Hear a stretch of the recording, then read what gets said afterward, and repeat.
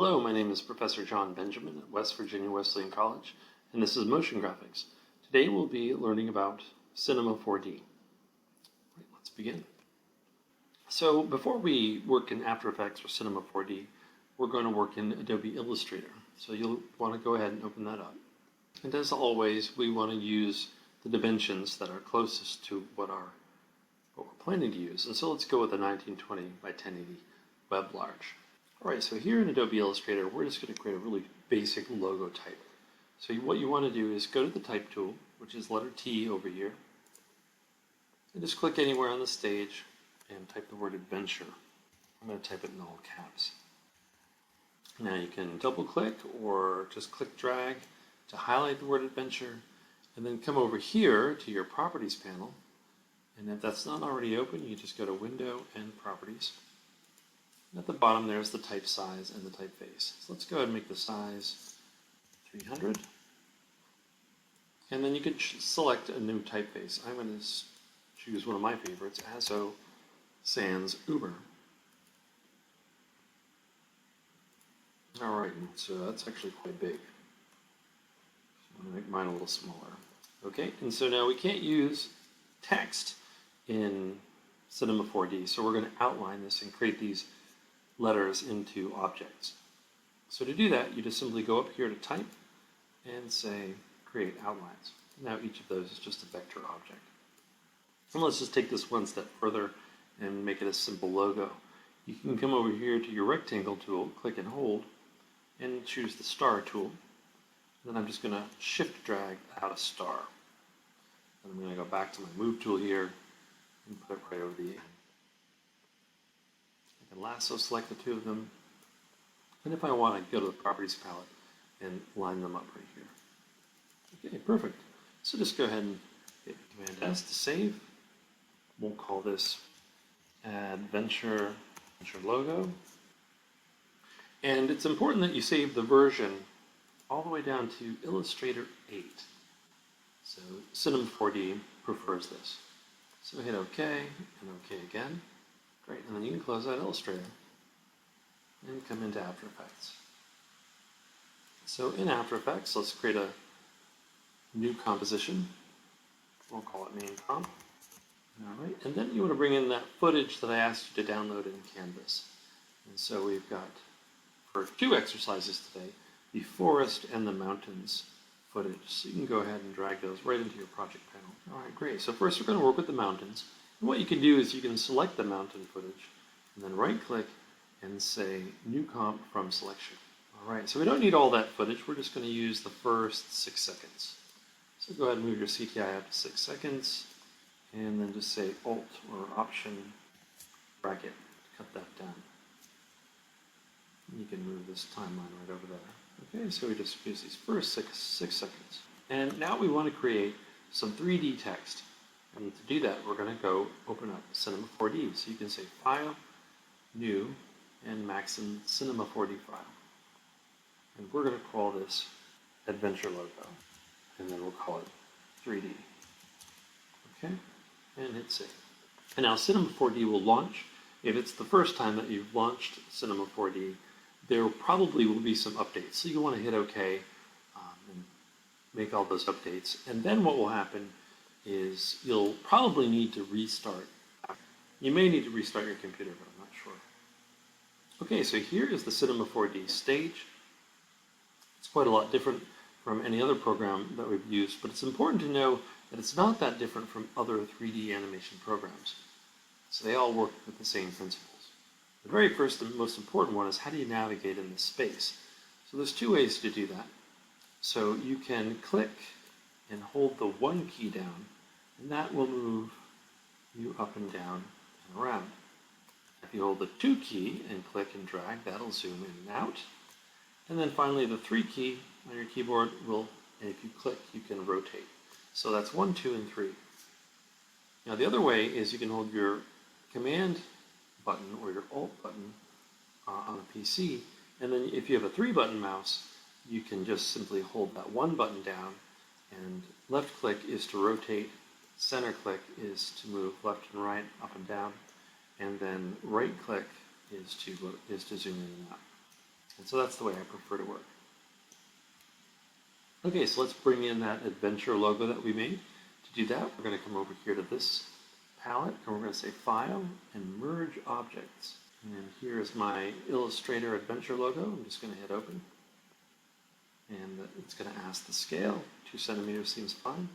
And there it is. And so now we're going to need to zoom in, get a view of it. All right, and the first thing that I'm going to point out here is these arrows. So they work on the X, Y, and Z axis. So you can click on the green arrow to move it up, red arrow left and right, and the blue arrow forwards and back. All right, and so the next thing we need to know about this, navigating this stage, is the F keys. So F1 will get us here. This is our default camera. F5 will get us all 4 cameras, which is front, right, top, and perspective. And so this is typically where you want to be. You'll want to move from F1 to F5. But F2, 3, and 4 are just full screen for front.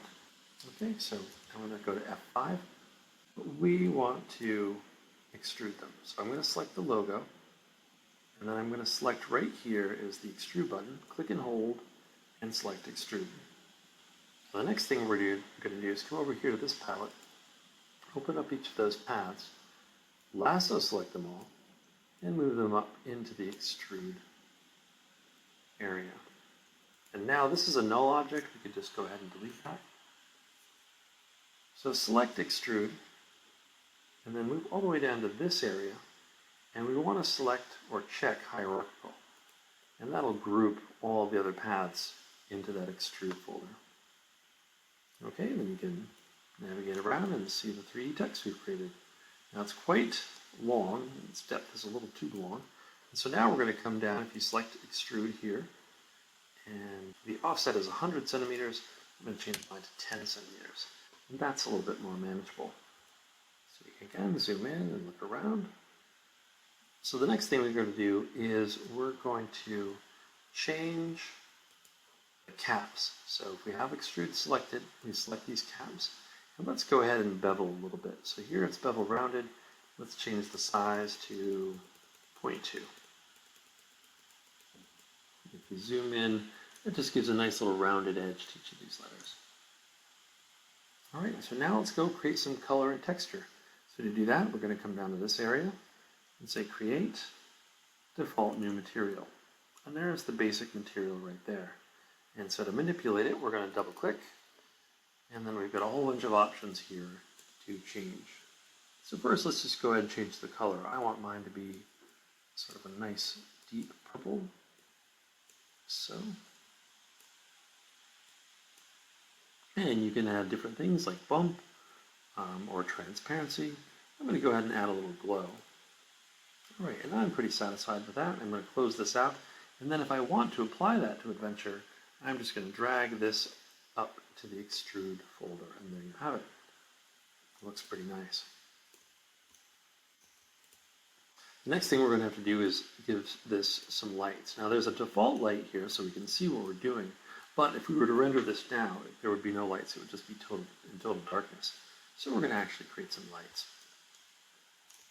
We do that right here. So just click and hold on the light button, and let's go ahead and add a spotlight. Okay, so we can move it up, across, and right now it's not in front. So I'm going to go ahead and grab that blue arrow and to the left. There you can see that. That's a good spotlight. All right, then I'm just going to add another light. So come up here to the panels, and let's just add a nice ordinary light. Okay, let's move that back and up. So there's a little spotlight, and then there's just some ambient light. Yeah, that looks good. And the last thing is there's no light behind it, so it'll be totally dark back there. So let's give it a room light. All right, one more light. And then we can use a spotlight for the room light. Okay, we're going to go ahead and move that this way, and we're going to rotate this light now. So here is our move tool, and here's our rotate tool. So I'm going to go ahead and spin that around. So it's looking from behind. And I'm going to go back to my move tool and move it back a bit. So now if we zoom in, and I rotate around behind Adventure, hit the back of its lid as well. And so that's basic three-point lighting, and we use that for photography and video production. Okay, now the next step is to create some cameras. Now we could animate Adventure, but it needs a camera. And so right now we just have the default camera, so let's create an actual camera. And then you can see the camera here in the right view. And if I move in and out, you can see it move. Right now, we're not seeing this whole view pane view move because it's on the default camera. So let's go ahead and click on that and select the camera. So now if I move this camera forwards or back, we can see that move. All right, so then in this case, I'm going to go ahead and animate the camera. You can animate the text if you like, but I'm going to animate the camera. All right, so to do that, it's very similar to After Effects. Down here we have our timeline. Here's our CTI. And then here is our keyframe tool. And it's got a little key icon, so that helps. So go ahead and add a keyframe right there at 0. And then I'm going to move my CTI all the way up to 90.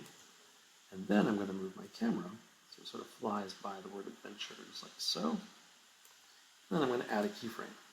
And so there's 2 keyframes, and there's the animation that I've created. All right, so now let's just go ahead and hit save and move back to After Effects.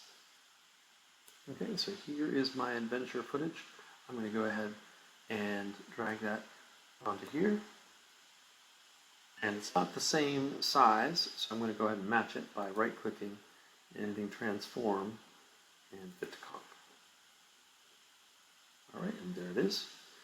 I'm going to change the viewpoint from draft to viewport.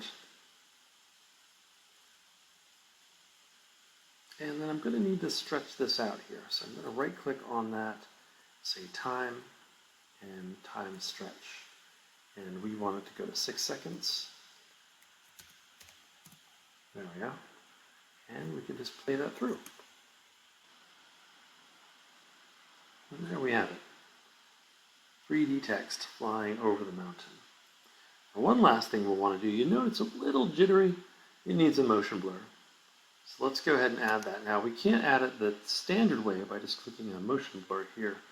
There's another effect that we can use. It's called pixels. Just go to Effects and Presets, type pixel, and you get a pixel motion blur.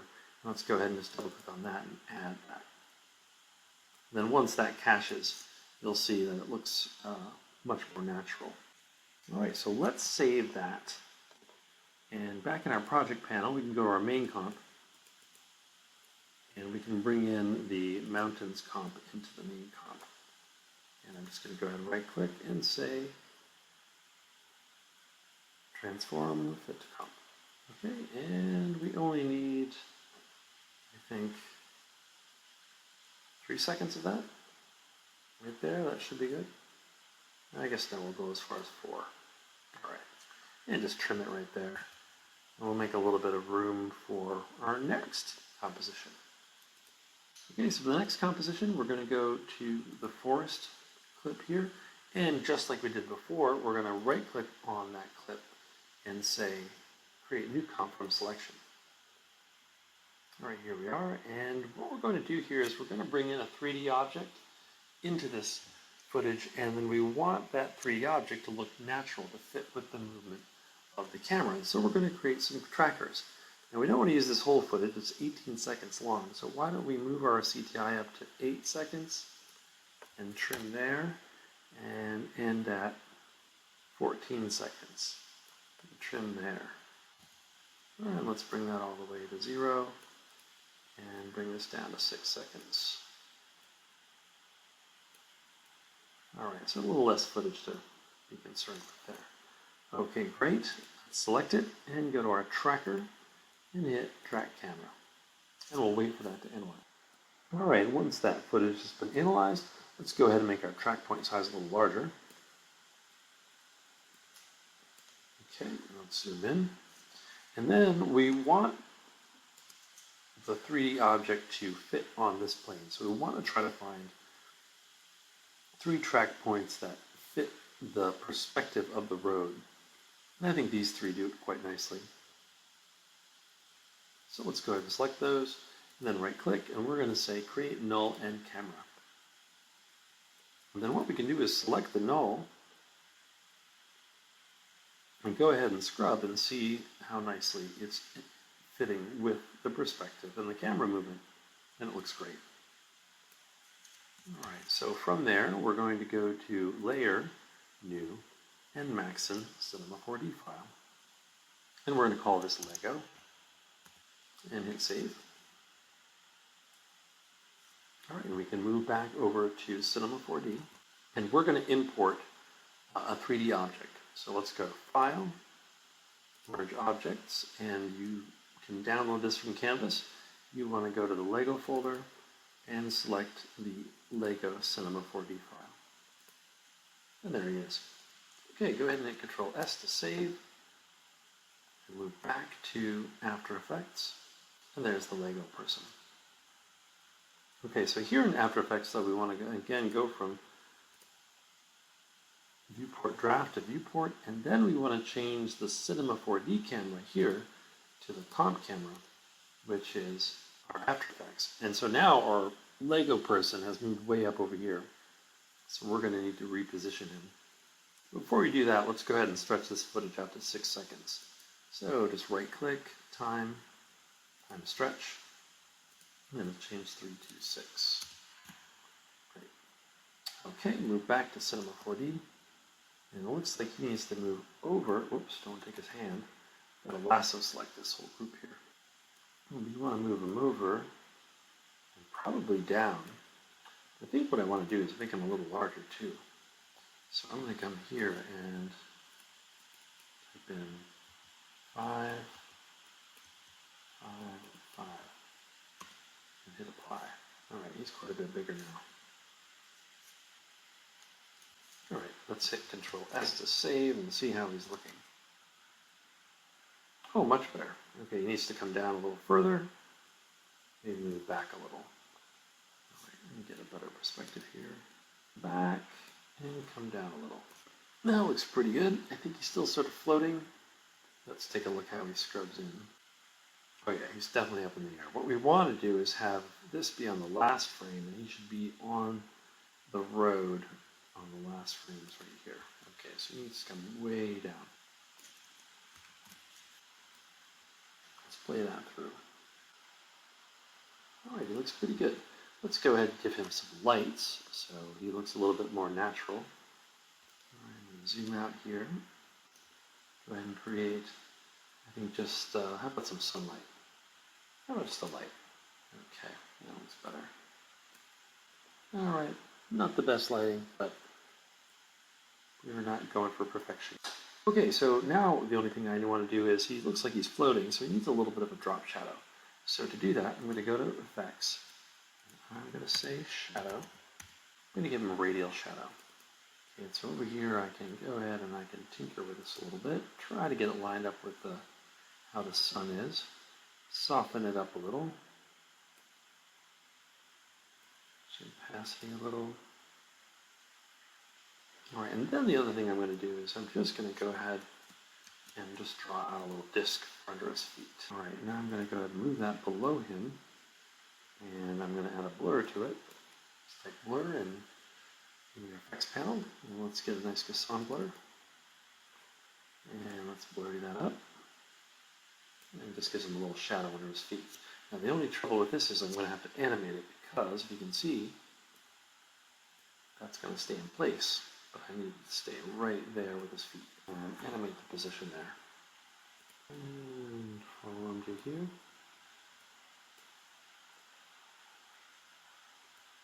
That will stay with him.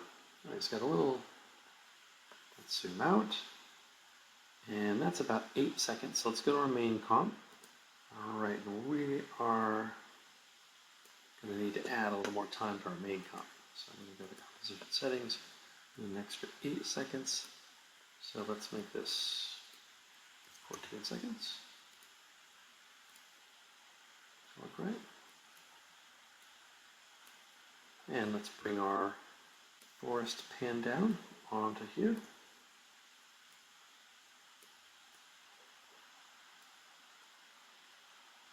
Actually, that ends right around there. Oh, we only need 10 seconds, or a little less than that. All right, so let's clip that in. Once again, change our composition settings now to 10 seconds. And hit OK. All right, so this is what you should have when you export for today's lesson. So first we should have the 3D type here in the beginning. All right, and this is the final file that you want to export for this tutorial. You should have the 3D logo type, and then the 3D object on a tracker. All right, so good luck, and I'll see you next time.